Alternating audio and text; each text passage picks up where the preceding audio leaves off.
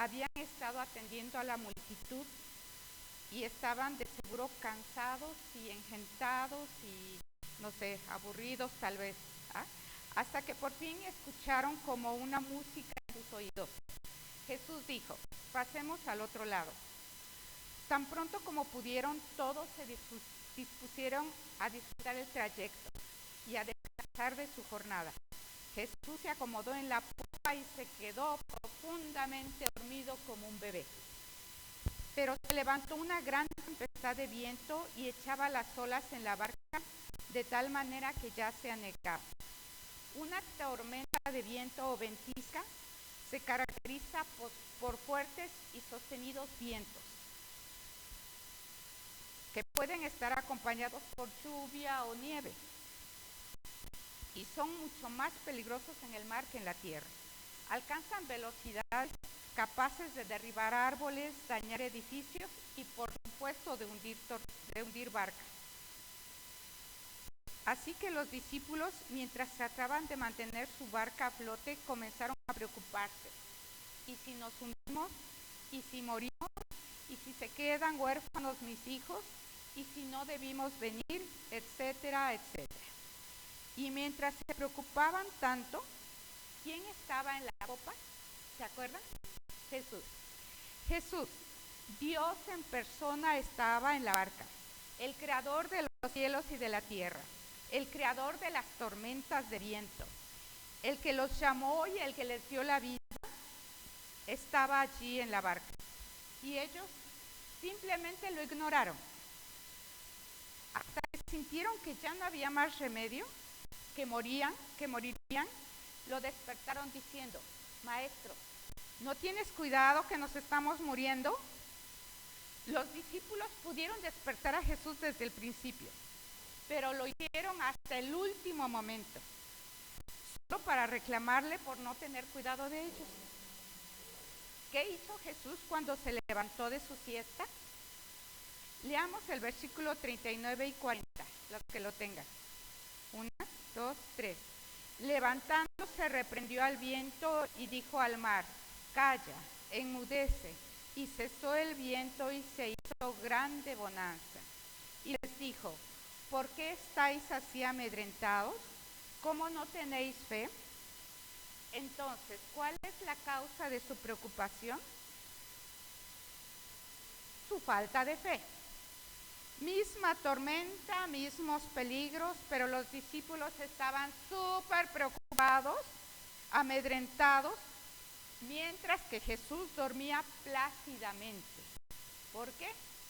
Porque él confiaba en la protección de Dios y en su buena voluntad. Jesús mismo tenía el poder y el control de toda su creación, así como tiene el poder y el control sobre tu vida y sobre la mía, sobre todo. Él estaba tranquilo porque sabía que no moriría antes de cumplir su misión, y sus discípulos tampoco sufrirían nada que no pudieran soportar, y que todo era parte de un plan para llevarlos a la madurez espiritual. En ese tiempo, los discípulos no tenían tanta fe en Dios ni en Jesús. Como podemos ver en el versículo 41, no sabían que Jesús puede mandar aún al viento y al mar, así que ni siquiera trataron de pedirle ayuda. ¿Y tú cómo estás? ¿Qué es lo primero que haces o a quién acudes en una tormenta de la vida? La buena noticia es que los discípulos poco a poco crecieron y unos años más tarde llegaron a ser los pilares de la Iglesia de Cristo en el mundo.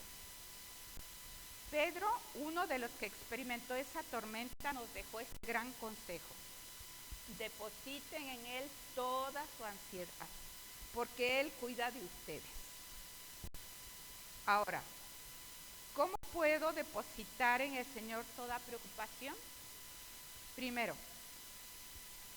conoce a Jesús. Como vimos anteriormente, los discípulos no pudieron depositar su preocupación de la tormenta en Jesús porque desconocían su poder. En nuestro caso, Sabemos que Jesús es Dios Todopoderoso, ¿cierto? Pero hay muchos otros atributos de nuestro Señor que tal vez desconocemos o que no hemos experimentado. No podemos confiar en Dios si no le conocemos o si tenemos un concepto erróneo de Él, equivocado. ¿Quién de ustedes tuvo un tiempo personal con su Señor hoy? Levante su manita. Solo usted y Dios por medio de su palabra. Si queremos conocer bien a nuestro Dios, necesitamos pasar tiempo con Él. Y por ello es necesario dedicar un tiempo a la meditación de su palabra y a la oración. Lo que el Señor te quiere decir a ti no es lo mismo que me quiere decir a mí. Así que no debemos sustituir nuestro tiempo de escuchar a Dios oyendo los devocionales de otras personas. Cada una debe tener su propio tiempo con Dios y ya después podemos escuchar los devocionales de otros. En Juan 17:3 dice: y esta es la vida eterna, que te conozcan a ti, el único Dios verdadero, y a Jesucristo a quien tú has enviado. Mientras esperamos el tiempo de ir al cielo con nuestro Señor, en esta tierra podemos experimentar la vida eterna, conociendo a Jesucristo. Segundo, ten clara tu identidad, o sea, quién eres. Si usted ya decidió entregar su vida a Jesucristo, entonces sabe que es hija de Dios, ¿cierto? Sí, se supone que sí, ¿no? Y como hija puede gozar de todo el amor y la protección de su padre, ¿cierto? Eso dice Juan 1:12.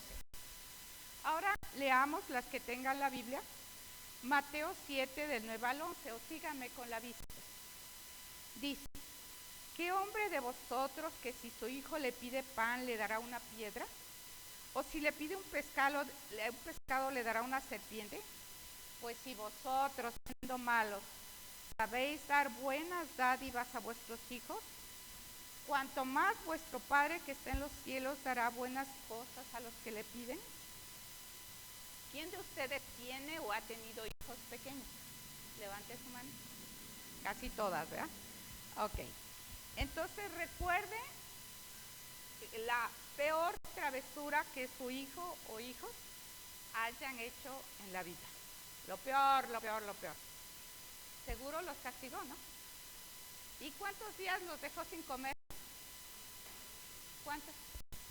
No, pues no, ¿eh? Ninguno, ¿verdad? Si nosotras como madres somos malas e imperfectas, pero alimentamos a nuestros hijos aun cuando se portan mal, ¿cómo no te sustentará Dios a ti aun cuando pecas o fallas? Es nuestro Padre y somos sus hijas y eso no cambiará jamás. En Lucas capítulo 12, versículo 6 dijo Jesucristo: ¿no se venden 5 pajarillos por 2 cuartos? Con todo, ni aún uno de ellos está olvidado delante de Dios. Frente a mi casa una colibrí puso su nidito y tiene sus bebecitos, polluelitos chiquititos. Y cuando ya es tiempo de volar, ella los agita a su nido y los echa. Y pues a veces el perro se los come. Pero Dios no se olvida ni siquiera de esos chiquititos. ¿Y cómo se va a olvidar de ti? Nunca, jamás. ¿Ah? Dios Todopoderoso cuida de cada una de sus criaturitas más, hasta las más pequeñas.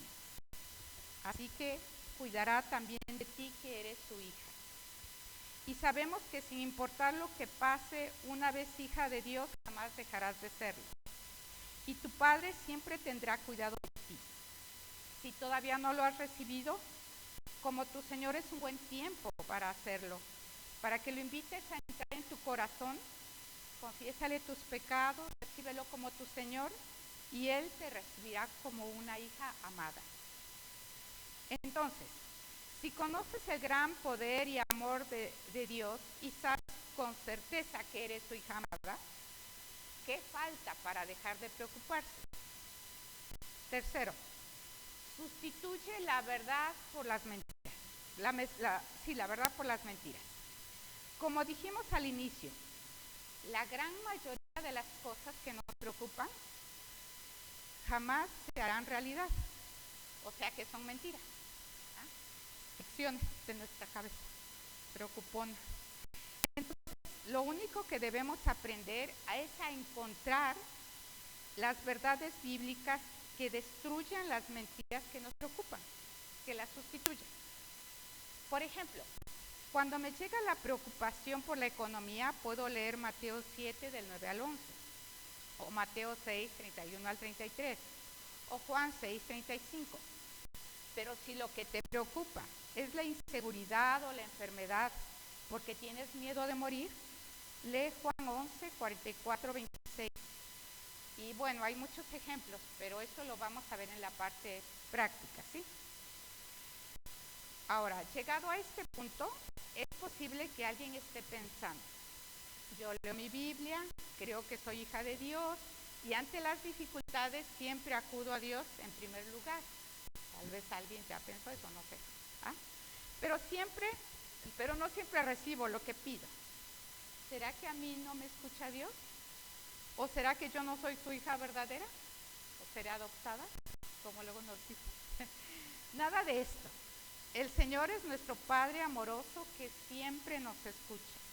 Más bien hay que preguntarnos si nosotros realmente lo hicimos, el Señor en nuestra vida. Pero ahora pensemos, ¿debería darnos nuestro Padre todo lo que le pedimos? ¿O más bien todo lo que necesitamos? Porque si eres una madre amorosa, seguro que no le darás a tu hijo un cigarro si te lo pide, ¿verdad? O si, o dejarás de vacunarlo para que no le duela y no llore. Pues no, ¿verdad? Como madres sabemos que a veces los hijos tienen que llorar y sufrir, pero es para su bien. Así es con nuestro Padre Celestial. Él está tan pendiente de nuestras necesidades físicas terrenales como de las espirituales. Nuestro Señor quiere crecernos para que todos lleguemos a la unidad de la fe, del conocimiento del Hijo de Dios, hasta ser una mujer perfecta, a la medida de la estatura de la plenitud de Cristo. Eso dice Efesios 4:13. Y para esto a veces necesitamos sufrir. Lamentablemente, la mayoría del tiempo nosotros estamos más enfocadas en las necesidades terrenales que en las espirituales. Y por eso es que no entendemos por qué sufrimos, ¿eh? Pero el Señor está más interesado en formarnos a su imagen que en concedernos una vida placentera y sin dolor. Ahora, tercera parte. Aprende a descansar en medio de la crisis. Las tormentas de la vida llegarán como parte de nuestra formación para ser hijas perfectas, a la imagen de Cristo. Así que, más bien, lo que debemos aprender, hay que aprenderlo rápido, para que cuando llegue otra estemos preparados. Cuando nosotros ya aprendimos la lección, se acaba el sufrimiento. Entonces, también es importante aprender a descansar en Dios en medio de las tormentas. Vean el libro de Primera de Reyes, capítulo 19, y siguen la explicación con la vista, ¿sí? Allí aparece la hermosa historia de cómo el Señor ayudó a Elías a perfeccionar su fe mientras se enfrentaba a diversas dificultades terrenales. Su ejemplo es muy útil para nosotros en este tema, porque Elías ya había escalado los niveles normales de preocupación, ya había llegado a la depresión, ¿no? Y ahí estaba, ¿no? Entonces, vamos a ver cómo Dios lo ayudó. El profeta Elías había experimentado cómo el Señor lo sustentó a través de unos cuervos y luego de una viuda. También experimentó la victoria ante los siervos de Baal como el Señor, cuando el Señor se presentó en fuego que consumió su sacrificio y los de Baal pues no, ¿verdad? Entonces, a pesar de todo eso, las cosas no mejoraban. Elías cayó presa del miedo cuando las cosas empeoraron porque Acab le dijo a Jezabel la nueva de todo lo que Elías se había hecho y de cómo había matado a espada a los profetas. Entonces ella envió un mensajero a Elías diciendo: así me hagan los dioses y aún me añadan, si mañana a esta hora no he puesto yo tu persona como uno de ellos. Cuando Elías se vio en peligro, huyó. Preocupado por su criado, lo dejó en Berseba y se fue al desierto para que no lo encontraran. Pero cuando ya no podía más, rogó al Señor que le quitara la vida. Imaginemos por un momento la situación de Elías. Sirvió al Señor, obedeció con todas sus fuerzas, pero sin resultado. Acab persistía en sus pecados, lo mismo que el pueblo de Israel. Y Jezabel aumentó su maldad procurando su muerte bajo juramento. Y él, ¿cómo estaba él? Él seguía huyendo, pobre, hambriento, sin criados, sin amigos, sin colaborador alguno. Y el Señor parecía que no hacía nada. No mata a Jezabel, no juzga a Acab, no castiga al pueblo. Ya no podía más. Así que deseaba la muerte. ¿Cómo lo ayudó el Señor? El Señor lo dejó sufrir más. Qué cosas, ¿eh? Pero en este sufrimiento también estaba sosteniéndolo y enseñándolo. ¿Exactamente qué le enseñó? Miren los versículos 5 al 7. Dios le enseñó que Él tiene cuidado de sus necesidades básicas. Aunque Elías decidió tirar la toalla, como decimos, Dios amoroso no lo dejó descansar en paz. Todavía tenía que aprender algo. Así que le envió un chef personal desde el cielo que le preparó una torta súper nutritiva y le sirvió la cena. Y luego lo dejó descansar.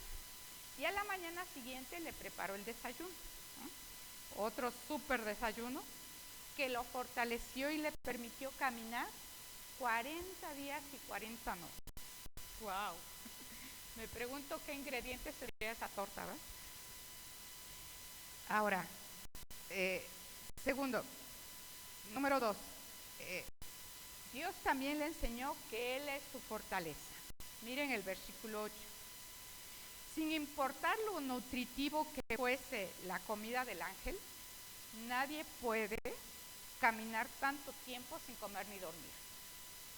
Elías quería morir porque sintió que ya no podía más, pero Dios fortaleció su cuerpo para hacer lo que ningún ser humano ha vuelto a hacer jamás: caminar 40 días completos. Y así también, cuando el Señor nos da la tribulación, nos dará también las fuerzas para aguantarla porque nos ama. Número 3. Dios también le enseñó que Jehová es apacible y delicado. Miren los versículos del 10 al 12. Cuando Elías se ocultó en una cueva, Dios vino a él y le preguntó: ¿qué haces aquí, Elías? Elías se quejó. Parodiando, podríamos decir algo así como: mira, yo tanto que te amo y te quiero servir, pero nadie del pueblo quiere oír. Dejaron tu pacto, derribaron tus altares, mataron a tus profetas y solo quedo yo. Y a mí me quieren matar. O sea, yo hago todo bien y tú no me proteges y ni los castigas. El Señor le dijo: sal ante mí. Y cuando Elías salió, escuchó un poderoso viento que rompía montes y quebraba las peñas. Elías pensó que ese era Jehová, que por fin mostraría su juicio. Pero Jehová no estaba en el viento.